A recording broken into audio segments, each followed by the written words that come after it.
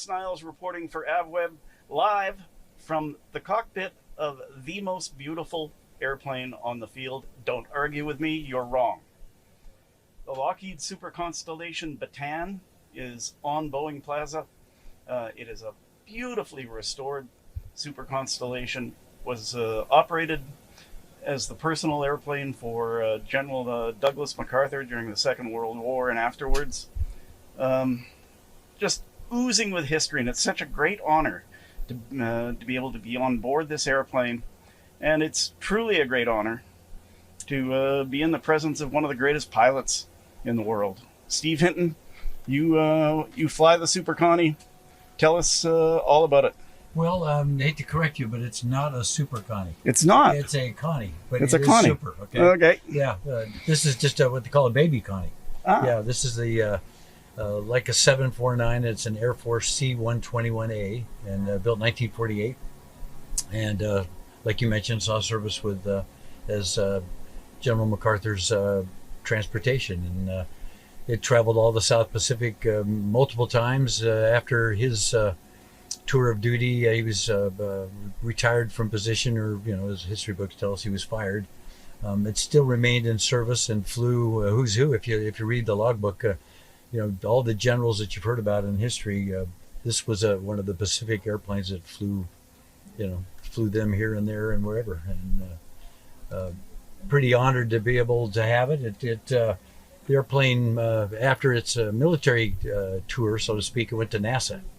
And it was one of 13 Connies they had at NASA that for NASA missions. It was an electronics communication airplane, and served in places all over the world with NASA. And then it was retired and went to Fort Rucker. And it was there for probably almost 20 years. And then the Planes of Fame Museum out of Chino, California was able to acquire it. And we had it for 20 years there. We kept it out of Grand Canyon, our museum out of Grand Canyon. And when the Air Foundation came to us, and they were looking for a special airplane, and we realized that they had the ability and they had the reputation, and they can do a real nice job showing this to the people and taking care of it. That we made sure that they ended up with it, and it took us 8 years of rebuilding it to get her flying. We went down right down to the basic structure and all the systems, new engines, and everything about it. And most recently, we flew it about a year and a half ago, 2 years ago, first several times. Put about 50 hours on it then.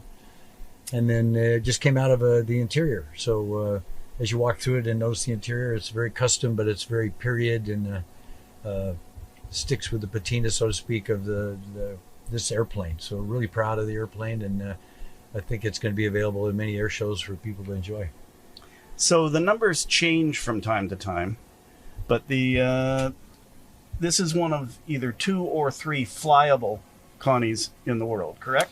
From what we've been able to tell, there's one in Australia that flies occasionally, and then we understand John Travolta just purchased the one that was in Kansas City, the Save Connie, and we know some of the fellas that are working on that right now to get it going. So hopefully we'll get that one going soon.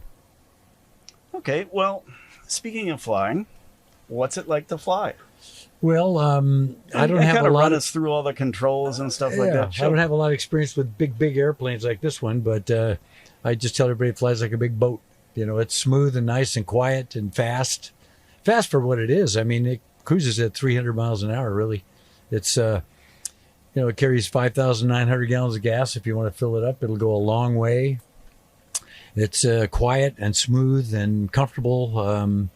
We don't have an autopilot in it. It originally had an autopilot, and at some point in time we'll get one installed again. But the controls are heavy, but they're responsive. And we have a flight engineer sits in this third position here, you can see, and he's the busiest guy going. He handles all the starting and shutting down and power settings, cooling requirements, fuel control. So we have our intercom where we work as a team. Everybody has a function. The 3 of us here as a flight deck. But like I say, the goal was to make something that would be maintainable and be reliable. And so we were able to come up with the configuration we're in right now.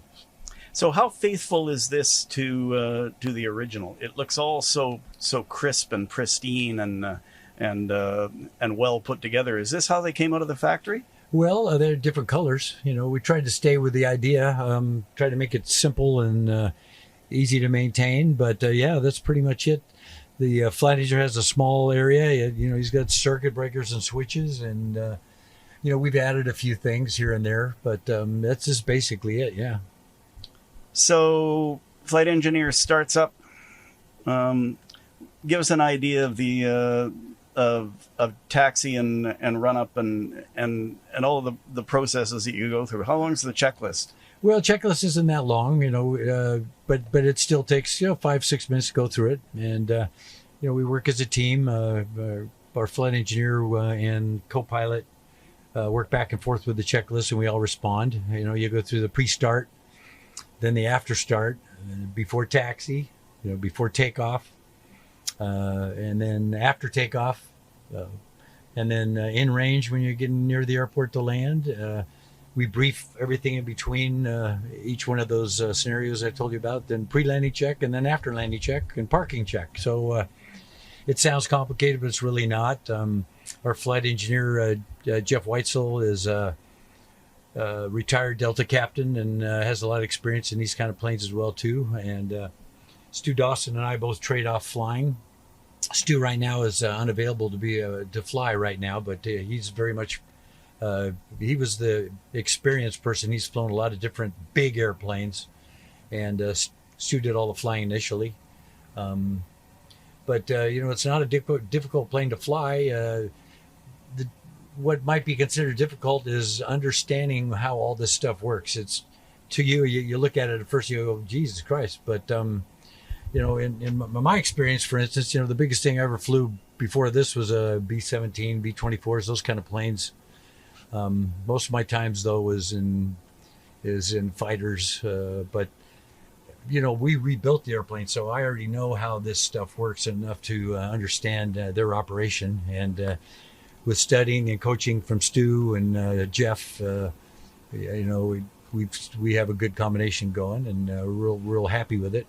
The sponsor, Rod Lewis, who's the Air Legends founder, is being trained right now too. He'll be a captain before too long, and we expect to fly it at several events and use the airplane. You've got to remember history. This is a pretty important airplane, and it brings the technology and the history in front of people. It's so many people you walk around here and they look at this as, wow, what is it? Biggest thing they'd ever seen before was a jet. Now they look at this, they go, geez, wow. State of the art in the 1950s, as good as it got for piston airliners, right? Piston. This and the DC-7 were the epitome, the absolute, fastest, longest range airplanes flying before the jets came around. So, Drew, draw your attention to this. I guarantee it didn't come out of the factory with that. Air show smoke system. Yeah, that's just part of the display. And you take it to air shows. What's the reaction? Well, it's well accepted. Everybody that we've talked to never got a negative comment. They're impressed by not just its how clean it is and how polished in the paint job, but they stick a look in the wheel wells, and really it's easy to explain the technology back then, why it's this way. We get a lot of the basic questions all the time, as how fast is it, how far will it go, what does it weigh, that kind of stuff. You get people who've been on it? Yes, surprisingly, not as many as you think, though. A lot of the old timers, and to have flown this in the military, you got to be in the 80s, and there are some 80-year-olds here. Matter of fact, here at Oshkosh, we met yesterday that were Constellation pilots. They use Constellations. The Super Connies, for instance, were modified to be, or not modified, built to be, Navy. Those Navy radar airplanes, right? And they'd be airborne all the time for 15, 16 hours, as their mission. That was kind of normal. And the airplane did a great service. It did what it was built to do, and we're fortunate enough, especially to have to have found one with this kind of history behind it. So. Okay, well, why don't we take a walk back through the cabin, and we'll show the beautiful, brand new interior that was created for this unbelievable airplane. Yeah, the interior was installed by a company, Aero Metal, out of Aurora, Oregon. They're up near Portland. We can stop up here. So this is kind of a crew rest area, right? Yeah, a crew rest area right here. So, and if you look above, you can see where they were able to take celestial navigations. You know, back in those days, everything was an ADF navigation or a celestial navigation, especially over the water, those long distances. Right. And also over here, we don't have anymore, but they had like a periscope that would come up with a unit on top. You could look down and it's called a drift meter. And you could watch the track of the airplane versus, you know, I don't know, figure out its cross track, like with winds and all that. Well, there's a long flight necessity. Yeah, this is a restroom that's been designed, and it's modern, obviously, but we tried to keep it with that, like I said, that patina of the era. Kitchen, galley. Yep. Kitchen, galley, you betcha. Conference room next. In the conference room, you see the table, how it's built with a Constellation name there. If you look behind you, here's a brief layout history of the airplane. As it first served as a C-121A, it was part of the Berlin airlift, and then became MacArthur's plane. And then lastly, all the way to the right, is when it was a NASA airplane. 422, NASA 422, the N number 422NA. Airplane's heated and air conditioned, and the air conditioning is all done electrically instead of from. Originally, the outboard engines ran air compressors to pressurize the airplane and for heating and air conditioning, but we did not install. Probably 14,000 feet, as high as we'll probably ever fly it. We flew it out here from Oregon in 5.5 hours at 11,500 feet. So the motor's right along about 300 miles an hour true airspeed. So it's and how much fuel? A lot. It burned probably, let's see, 2,700 gallons, something like that. In the 5 hours. Yeah. So a little bit more than 500 an hour. Yeah, pretty much. Yeah, just a little bit. Depends on the horsepower. If you slow it down, you know, it gets more economical. But a little bit more than your Corolla there, Drew. It's like anything else. Get your foot down on the gas pedal there and go. And part of it too is, you know, we're learning the airplane, and you know, we'll adjust accordingly depending on the mission and all. All the comforts.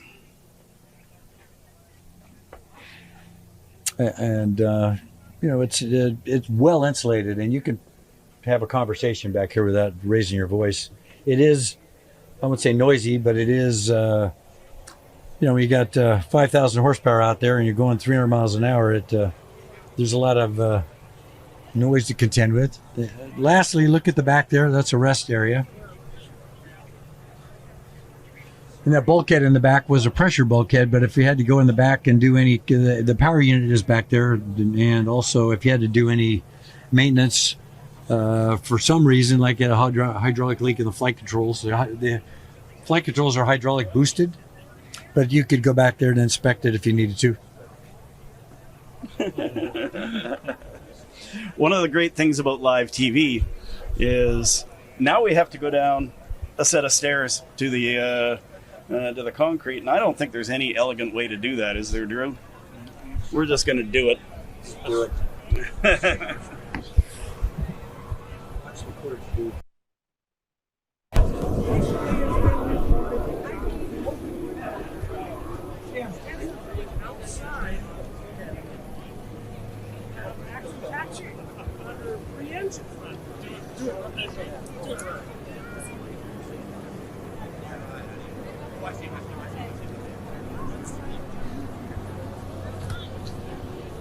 This one's mine. Okay, we're just gonna walk around to the front of the airplane. Get Stuart. He's right there. Drew can pan around and show you what we're seeing, and it's all just so well put together. You guys did a fantastic job on Well, I this appreciate airplane. it. You know, this is part of a like I say, we had up to 17 different people working on this at times. Look at the detail in this gear. Yeah. But we had the outer wing panels off, all the flight control surfaces off, the gear was out of it, all engines were off, the whole interior was gutted, the whole tail section was off. I got to turn this over to Stuart. I'd like Stuart to say a few words. Stuart, How are you? I'm well. How are you? Good. Stuart, what's your last name? Dawson? And you're one of the pilots? Yeah, I am. And how long have you been flying things like this? I've been flying for 52 years. But do you have a lot of warbird experience and that kind of I've stuff? done quite a bit of that. I raced, over 20 years at Reno in the Unlimited division with stuff like this, 3350. This has four 3350s I on know. it. And we did racing. I did air shows and all that, low-level aerobatics, and all the warbirds. So we're just going to continue a walk. Sure.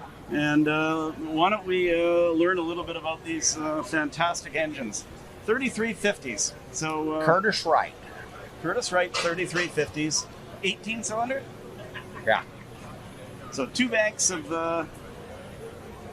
9-cylinder radial power. Yep. Supercharged. Yep.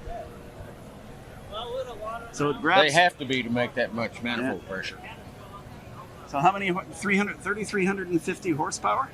I'm not sure exactly where these are, but like I said, we took these engines and turned them up higher than that and everything to race them at Reno, Right. making a whole lot of horsepower with more RPM. Yep. They're a really good engine. They're a really good engine.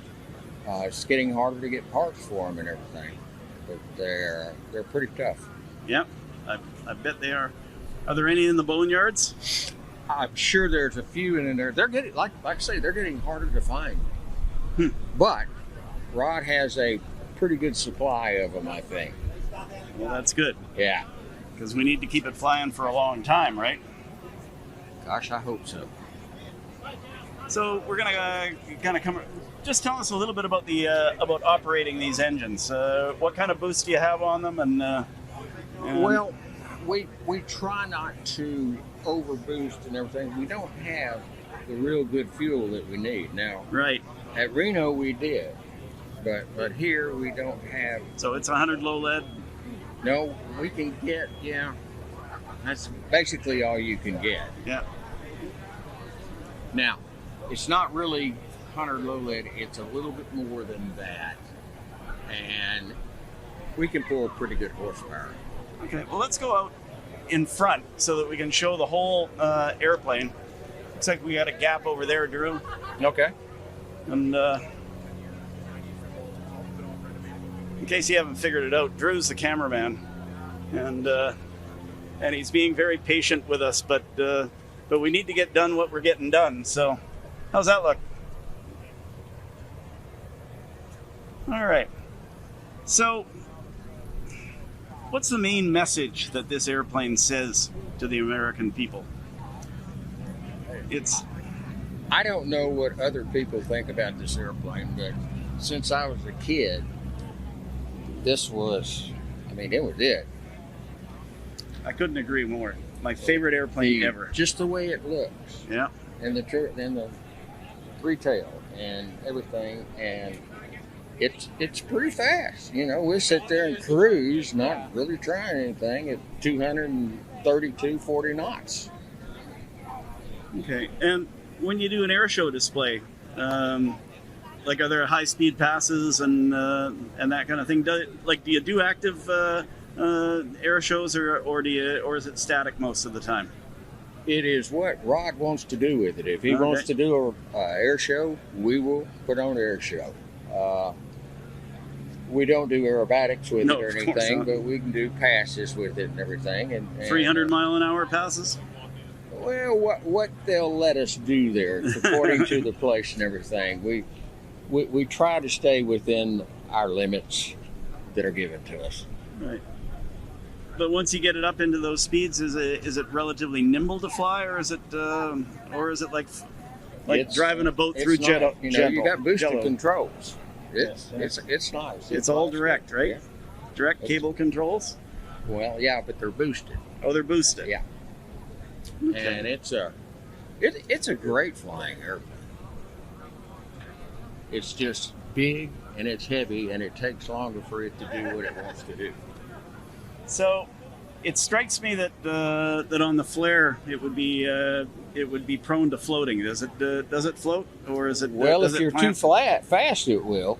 Yeah. But if you're on speed and everything, you can put it in. You know, reasonable distance, no problem. How much room do you need? How, depending on how heavy you are, how high it is, and everything, Yeah. there's lots of stuff that you have to look at with this thing. This thing takes up a lot of area. You got to be careful taxiing it and everything, because look how far that wing's out there. I know.